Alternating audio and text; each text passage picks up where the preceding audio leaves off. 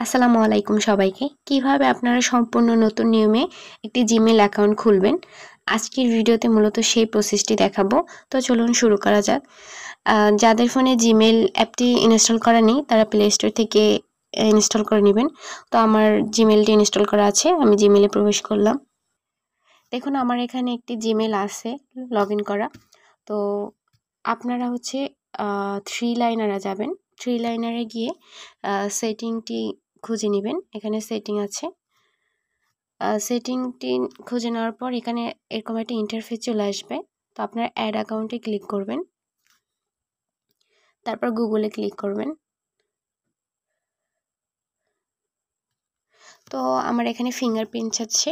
তো যাদের হচ্ছে লক দেওয়া নেই ফোনে তারা হচ্ছে লকটা দিয়ে নেবেন। তো তারপর এরকম একটি ইন্টারফেস চলে আসবে।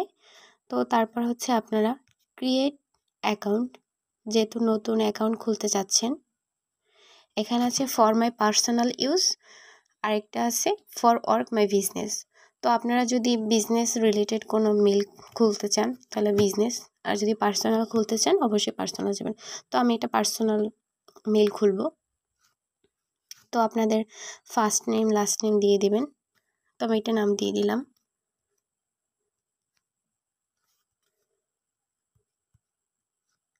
তারপর আপনারা নেক্সটে যাবেন। নেক্সটে গিয়ে ডে, মান্থ এবং ইয়ার দিবেন। তারপর আপনাদের জেন্ডার দিবেন। তারপর নেক্সটে ক্লিক করবেন। তো দেখুন এরকম অটোমেটিকলি এরকম আপনাদের মেল সাজানো হয়ে যাবে। যদি আপনারা আলাদা করে দিতে চান আপনাদের পছন্দ মতো, তাহলে create your own Gmail address আপনারা দিতে পারবেন। তো আমি একটা মেল চুজ করে নিলাম। নেক্সটে ক্লিক করবেন।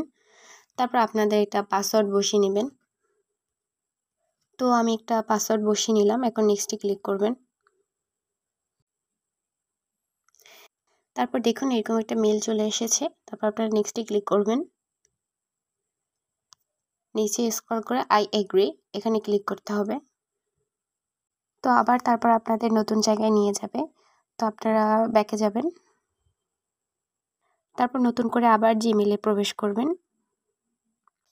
তো আমি আমার পাশে যে টি লেখা আছে উপরে কর্নারে, ওখানে আমি ক্লিক করব।